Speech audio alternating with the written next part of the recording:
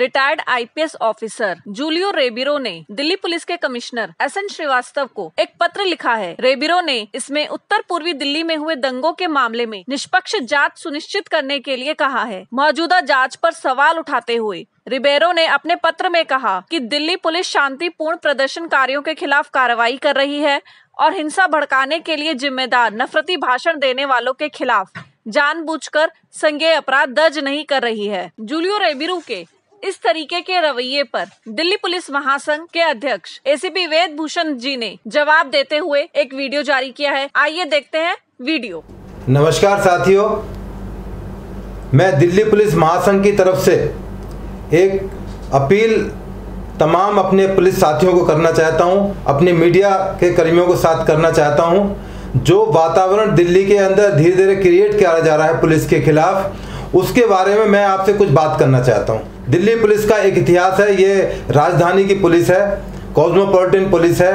हर culture, धर्म, बिरादरी के लोग रहते हैं, पूरी दुनिया के लोग यहाँ पर रहते हैं, क्योंकि यहाँ पर एम्बेसीज हैं और इस तरह का यहाँ पर एक वर्क कल्चर है। परंतु कुछ समय से कुछ ऐसी चीज़ें क्रिएट की जा रही हैं एक समाज के विशेष वर्ग द्वारा, जिनको हम एलाइट ग्रुप बोलते हैं या ज़्यादा पढ़े लिखे बोलते हैं, या इंग्लिश में जिनकी बहुत अच्छा कमांड है, इंग्लिश के बहुत अच्छे वर्ड्स बोलते हैं, तो उनके बारे में परसेप्शन है समाज के अंदर कि वो लोग ज़्यादा पढ़े लिखे हैं और देश को आगे ले जा सकते हैं। यदि अंग्रेजी इतनी अच्छी भाषा होती तो अंग्रेज छोड़कर ना गए होते हिंदुस्तान को। इसलिए मेरी अपील है कि जो लच्छेदार बात करने वाले, इंग्लिश में बड़े बड़े डिक्शनरी के वर्ड ढूंढ के लाने वाले लोग हैं, इनसे थोड़ा बच के रहें।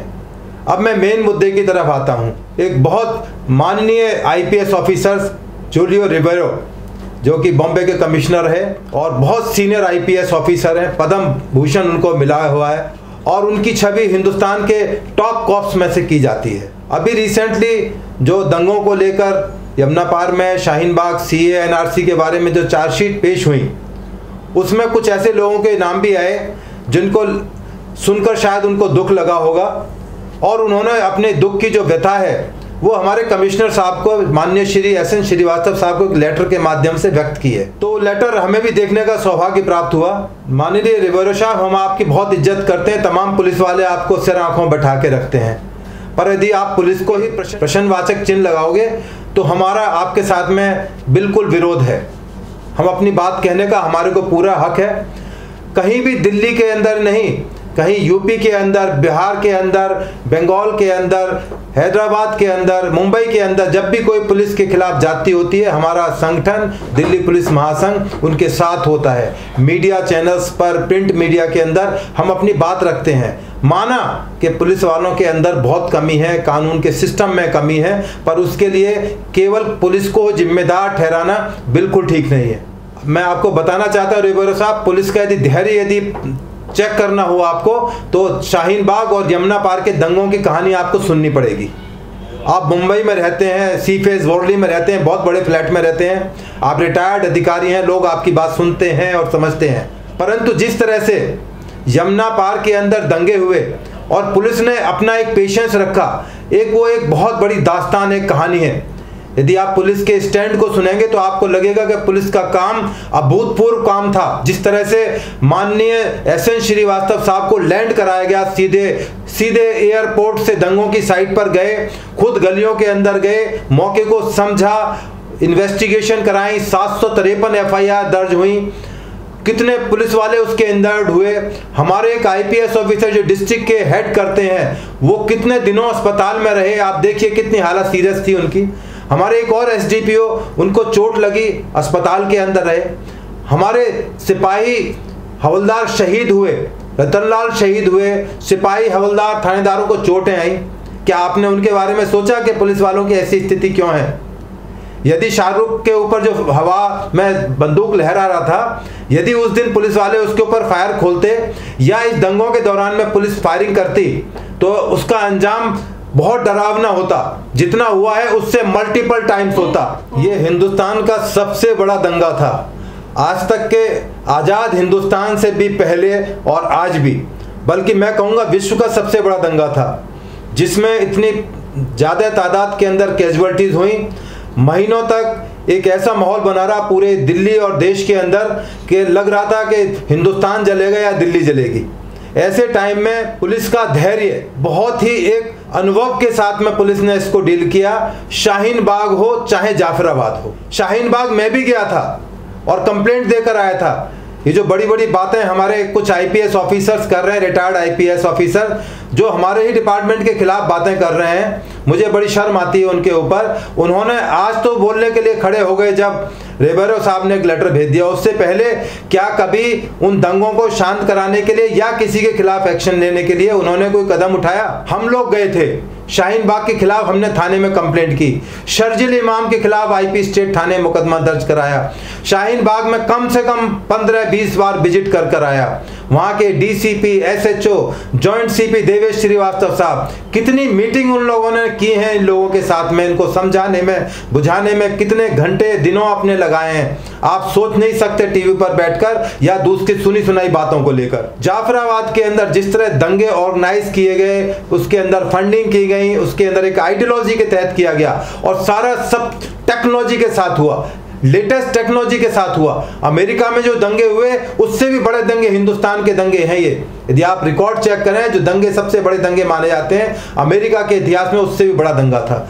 क्योंकि ये टेक्नोलॉजी का टाइम है, पूरा मीडिया उनका तंत्र जुड़ा हुआ था। अभी आपने देखा उमर खालिद की जो अरेस्ट हुई है, हजारों पेज के उसके डिटेल्स निकाले गए हैं, किन किन लोगों के कांटेक्ट में था, किस तरह की बातें करते हैं। मैंने इनको झेला है, 3 साल में ईसीबी पार्लियामेंट स्ट्रीट रहा हूं, मैंने उमर खालिद जैसे लोगों को झेला है, पिंजरा तोड़ ग्रुप जैसे लड़कियों को झेला है। जिस तरह से ये पुलिस के साथ बदतमीजी करते हैं, बातें करते हैं, पुलिस को उकसाने की बातें करते हैं, ये बहुत धैर्य और पेशेंस के साथ पुलिस का काम करने का तरीका है। दिल्ली पुलिस का एक इतिहास रहा है। तो मेरी रिक्वेस्ट है रिबेरो साहब, कृपा करके आग में घी ना डालें। माना कि आप कांग्रेस के बहुत बड़े प्रशंसक रहे हैं क्योंकि आपको पद्म भूषण दिया, आपको अच्छी पोस्टिंग उन्होंने दी, पर इसका मतलब ये नहीं कि आप अभी आज भी भारत सरकार से पेंशन ले रहे हैं। भारत सरकार आज भी आपको इज्जत करती है, पूरा हिंदुस्तान की पुलिस आपको इज्जत करती है। और इसलिए मेरी प्रार्थना है आपसे, जब भी कहीं हिंदुस्तान के अंदर वर्दी के ऊपर कोई प्रॉब्लम आए तो आप जैसे लोगों को खड़े होना चाहिए। मैं तो पसरीजा साहब का धन्यवाद करता हूं आपके माध्यम से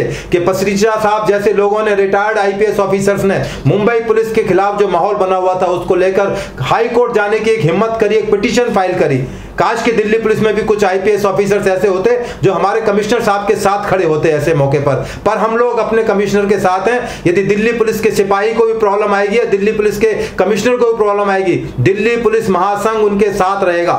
कोई रहे ना रहे, कोर्ट कचहरी कहीं तक भी जाना होगा हम जाएंगे। और यही नहीं, हैदराबाद में एनकाउंटर किया गया रेपिस्ट का, विकास दुबे का एनकाउंटर हुआ, कहीं भी कोई पुलिस की बात आई, पुलिस के ऊपर किसी ने उंगली उठाने की कोशिश की तो दिल्ली पुलिस महासंघ ने पुरजोर आवाज लगाई। प्रिंट मीडिया में, टेलीविजन के माध्यम से हम लोगों ने अपनी बात पहुंचाई कि पुलिस की बात भी सुनी जाए। यदि पुलिस को इतना डिमोरलाइज किया गया तो आने वाला टाइम अच्छा नहीं है। इसलिए मेरी रिक्वेस्ट है तमाम से, मीडिया से भी मैं रिक्वेस्ट करता हूं, मीडिया जिस तरह से मीडिया ट्रायल करती है केसेस का, आपने देखा अभी रिया चक्रवर्ती केस में, मैं रिया चक्रवर्ती का वकील नहीं हूं, परंतु वो भी एक लड़की है, उसको भी जिस तरह से प्रताड़ित किया गया, विष कन्या, ये कन्या कहा गया, सारी फिल्म इंडस्ट्री के ऊपर लांछन लगा दिया गया, सारी फिल्म इंडस्ट्री ड्रग्स के अंदर डूबी हुई है। तो आप करिए अरेस्ट। अभी बेंगलुरु के अंदर और दिल्ली के अंदर टनों के हिसाब से गांजा पकड़ा गया है, टनों के हिसाब से, क्विंटल्स के हिसाब से। और रिया केस के अंदर केवल 57 ग्राम की रिकवरी हुई और 17 ग्राम, मतलब इतनी हंसी आएगी जो पुलिस वाला होगा जिसने फील्ड में काम किया होगा कि ये रिकवरी है टोटल केस की, जिसको इतना बड़ा हाइप दिया जा रहा था। तो इसलिए सबको अपनी मर्यादाओं में रहने की जरूरत है, पुलिस को मर्यादाओं में रहने चाहिए, मैं मानता हूं इस बात को, परंतु पुलिस के ऊपर इस तरह प्रहार ना करें, कमजोर ना करें। सीबीआई हमारी प्रीमियर इन्वेस्टिगेटिंग एजेंसी है, हमारी एक आईपीएस ऑफिसर उसको लीड कर रही है नूपुर प्रसाद, बहुत ही बेहतरीन पुलिस अफसर है। आप थोड़ा विश्वास कीजिए, आज 40-50 दिन 2 महीने होने जा रहे हैं, तो कोई मर्डर को सुसाइड में कन्वर्ट नहीं कर सकता, सुसाइड को मर्डर में कन्वर्ट नहीं कर सकता। ये एविडेंस इसकी चीज है, जो टेलीविजन पर एविडेंस दिखाए जा रहे हैं, लोगों के क्रॉस एग्जामिनेशन हो रहे हैं। मैं सीबीआई को रिक्वेस्ट करता हूं, ये तमाम गवाह हैं, 160 का नोटिस दे के कृपया उनको बुलाएं, एग्जामिन करें। उसमें लिखा हुआ है 160 के नोटिस में कि उन लोगों को बुलाने का अधिकार है इन्वेस्टिगेटिंग एजेंसी को जो उस मामले के अंदर थोड़ी बहुत जानकारी रखते हैं। तो इसलिए मैं सीबीआई को, अपनी मैडम को रिक्वेस्ट करना चाहता हूं कि जितने भी गवाह आज तक तमाम चैनल्स ने दिखाए हैं, उनको क्रॉस एग्जामिनेशन किए, बड़े बड़े खुलासे किए हैं, उन तमाम को 160 के नोटिस के द्वारा बुलाया जाए, उनको एग्जामिन किया जाए। जो टेलीविजन पर वो एविडेंस पब्लिक डोमेन में लेकर आए हैं, क्या वो सच बोल रहे हैं, क्या झूठ बोल रहे हैं। हम मीडिया के ऊपर अटैक नहीं करना चाहते, मीडिया कर्मी हमारे दोस्त हैं, चौथा पिलर है हिंदुस्तान का, हम सम्मान करते हैं। और मेरे दोस्त, रिश्तेदार, जानकार तमाम मीडिया के लोग हैं जिनके साथ मैं उठता बैठता हूं, मैंने पूरी जिंदगी निकाली है। परंतु जिस तरह से एक नया सिस्टम शुरू हुआ है, खुलासों के नाम पर है कुछ नहीं, एविडेंस कुछ नहीं है, तो इसलिए तमाम से रिक्वेस्ट है कि कृपया हर चीज में जल्दबाजी ना करें। इसका फायदा कुछ ऐसा तबका उठा रहा है, जब ये आपने देखा कि पीछे पर्दे के पीछे कुछ लोग होते हैं। यदि मैं किसी ऐसी स्टेज पर खड़ा हो जाऊं और केवल ऐसे माचिस का इशारा कर दूं आग लगाने का, तो इसका मतलब निकाला जाएगा। मैं दोबारा बोल रहा हूं, यदि कोई ऐसा स्टेज है जो इल्लीगल है, शाहीन बाग इल्लीगल था, आज कल भी था, आज भी और आगे भी रहेगा, क्योंकि उसकी कोई परमिशन नहीं थी। यदि मैं उस स्टेज पर खड़ा होकर माचिस का जलाने लगा इशारा कर दूं, तो ये माना जाएगा कि स्टेज से कहा जा रहा है कि आगजनी की जाए।